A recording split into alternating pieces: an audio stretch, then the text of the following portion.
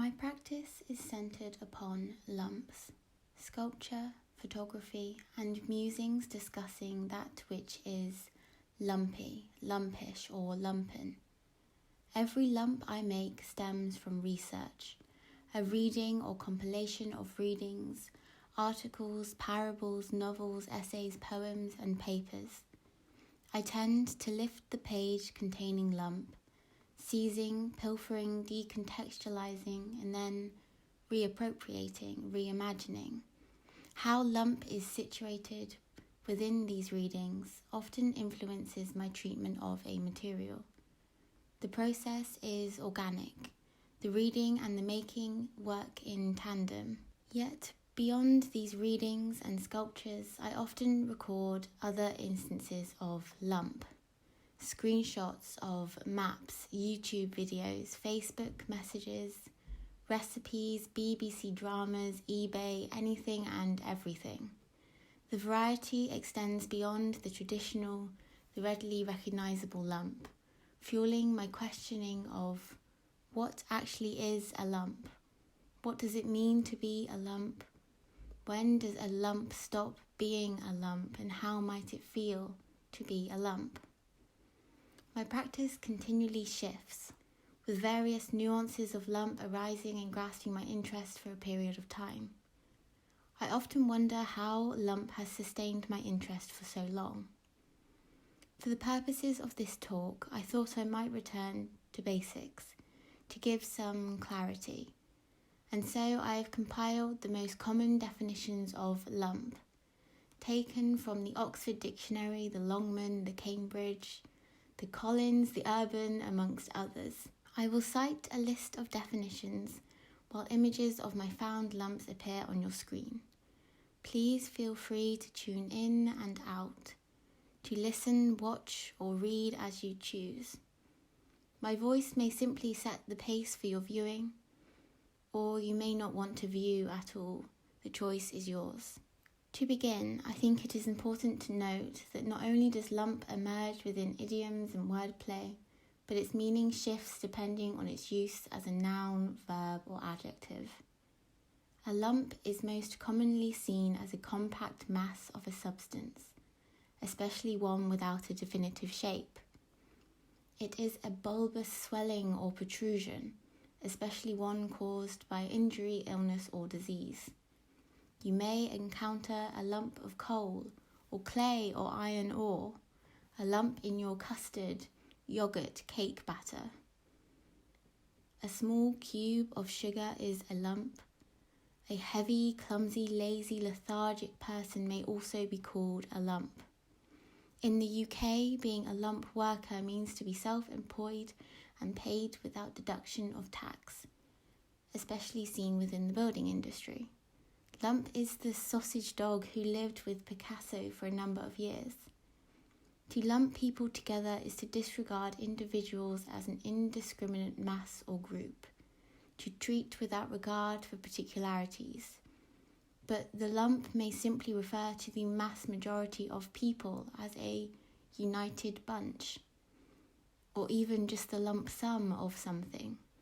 You might feel a lump in your throat, that tightness or dryness often caused by upset. To take one's lumps means to be attacked or defeated, to walk away with your tail between your legs. To lump is to carry, to heave a heavy load somewhere with difficulty.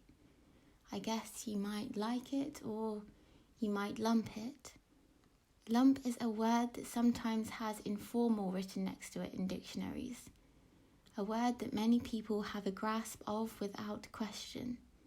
It often evokes very particular imagery. A word that when you try to outwardly describe, you feel inclined to use hand gestures, as though trying to manifest something tangible. Lump is a something that is also a non-thing but not a nothing. When thinking about the long stream of inferences just cited, it becomes clear that almost all of them evoke negativity. Feelings, actions, states of being which are lowly, unworthy, wretched, unwanted, painful.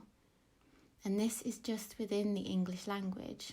Carl E. Pickard's 2007 parenting book, The Connected Father, speaks of developmental lumphood. This is said to be a stage that adolescents enter into where they just lay around, frustrated and complaining that there is nothing to do. They reject themselves and any positivity.